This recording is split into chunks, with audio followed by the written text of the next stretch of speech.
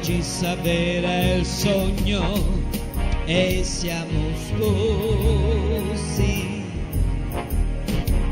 Salve la nuova vita nostra e più gioiosi, radiosi saranno in Dio, in una soccusa aurora di tenera dolce pace.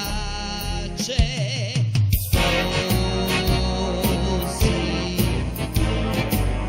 oggi s'avvera il sogno e siamo sposi. Tutto s'avvera